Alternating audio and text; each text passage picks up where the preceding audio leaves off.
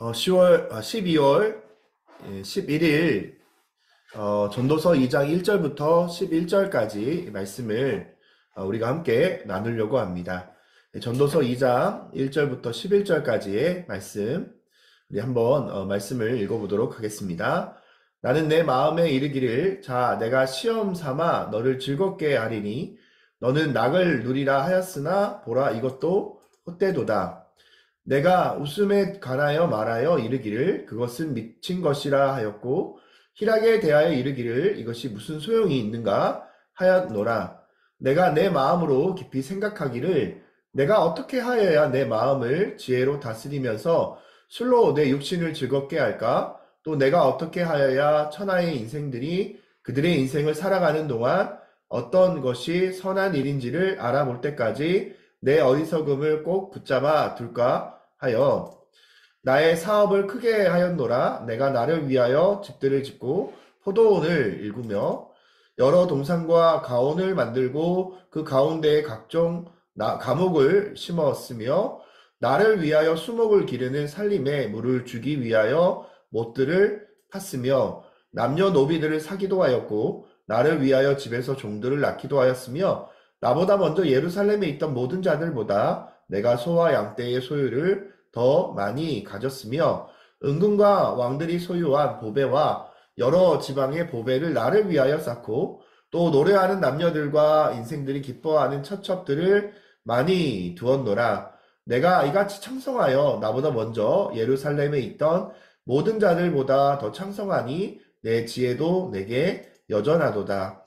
무엇이든지 내 눈이 원하는 것을 내가 금하지 아니하며 무엇이든지 내 마음이 즐거워하는 것을 내가 막지 아니하였으니 이는 나의 모든 수고를 내 마음이 기뻐하였음이라. 이것이 나의 모든 수고로 말미암아 얻은 복이로다. 그 후에 내가 생각해 본즉 내 손으로 한 모든 일과 내가 수고한 모든 것이 다 헛되어 바람을 잡는 것이며 해 아래서 무익한 것이라. 아멘. 자, 이 장의 내용은 솔로몬이 자신의 그 해 아래에서 즐거움을 위해서 행복을 위해서 자기가 노력했던 그 대체적으로 쾌락주의에 대한 이야기로 오늘 2장 1절 말씀에 시작한다라는 것을 보게 됩니다. 전도서 2장 1절에 보면 솔로몬이 시험하여 즐겁게 하리라 낙을 누리라 라고 얘기했어요. 그러나 그가 얻은 교훈은 뭐죠? 이것도 헛되다 라고 얘기를 하고 있어요. 우리가 이 헛되다라는 그 개념 혹시 기억나시나요? 이 헛되다라는 어떤 이 개념을 우리가 생각을 해보면 헛되다라는 개념에 두 가지의 기본적인 개념이 있다라고 우리가 말씀을 나눴죠. 첫 번째는 안개와 같은 허상을 잡았다라고 생각하고 손을 폈더니 아무것도 없는 것이 바로 헛되다라고 얘기를 했죠. 또한 거울 앞에 서 있는 자신의 모습 가운데 자기의 얼굴이 비추고 있었는데 그 거울이 와장창 깨지게 됐어요. 그러면 그 거울 앞에 있던 자신의 모습은 거울에 비쳤던 그 허상일 뿐이지 거울이 깨지는 순간 그 모습은 온데간데 없이 사라지는. 그래서 이 헛되다라는 것은 쾌락주의, 즐겁게 누리자, 낙을 누려보자, 그리고 2절 말씀에 나와 있는데 희락을 맛보자.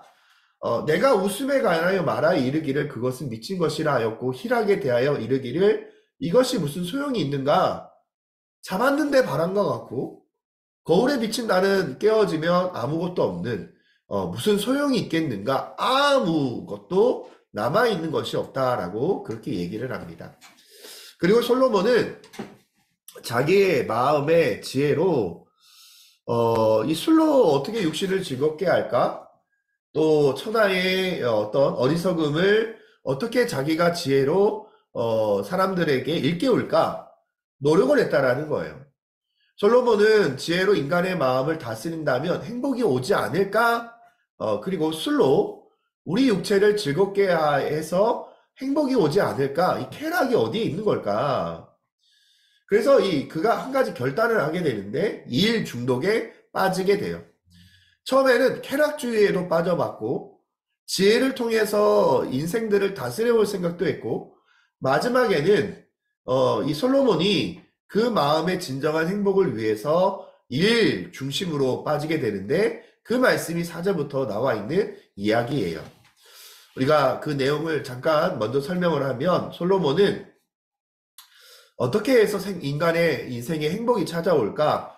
그래서 인생을 거는 자기가 40년 동안 치리하면서 거의 20년 넘는 그 시간 동안 건축업이며 농업이며 환경업이며 또 임산업, 임업이며 노예사업과 목축업까지 안 해본 일이 없을 정도로 모든 것을 자기가 다 노력했다. 그렇게 일 중독에 빠졌다라고 얘기를 합니다. 그리고 과연 그가 행복을 찾았을까요? 4절 말씀 보니까 나의 사업을 크게 하였다. 또 나를 위하여 자기 자신을 위하여 집들을 짓고 포도원을 일구며 동산도 가원도 만들고 각종 나무도 또 심었다라는 거예요. 또 나를 위하여 수목을 기르는 산림에 물을 주기 위해서 목들을 팠으며 남녀노비들을 사기도 하고 자신을 위해서 또 집에서 종들을 낳기도 하고 또 양떼의 소유를 더 많이 가졌다라는 거예요. 은금과 왕들이 소유한 보배와 여러 지방의 보배를 자기 자신을 위해서 쌓고 또 쌓고 또 쌓고 노래하는 사람들을 통해서 길을 즐겁게 하고 인생을 즐겁게 하기 위해서 처첩을 많이 두고 그렇게 자기가 즐거움을 찾아서 쾌락주의에도 빠져보고 일 중심에도 빠져보고 지혜를 통해서 사람들을 다스려 보려고 하기도 하고 이와 같은 일을 했다라는 거예요. 자, 자기는 지혜는 자신 있었거든요. 모든 자들보다 더 창성한 지혜가 여전히 자기에게 있었지만 10절에 즐거워하는 것도 원하는 것도 맞지 않았어요. 왜냐하면 이는 자신의 이 수고와 기쁨이 되고 수고로 말미암아 이것이 즐거움을 얻고 행복을 얻을 것이다 라고 생각을 했어요. 그랬더니 그가 했던 얘기가 뭘까요? 오늘 11절 말씀, 오늘 읽은 11절 말씀이 오늘 주제가 되는 말씀이죠. 자, 그 후에 내가 생각해 본즉 내 손으로 했던 모든 일들, 뭐 임업, 노예업, 그다음 녹축업, 뭐 여러 가지 어떤 일들이 있죠. 뭐 건축업, 여러 가지 있던 일들을 다 했는데 이런 모든 수고가 자기에게 행복을 주는 것이 아니라 헛되다라고 얘기하고 있는 거예요. 잡으려고 했는데 잡은 줄 알았던데 손에 펴봤더니 아무것도 없는 거예요.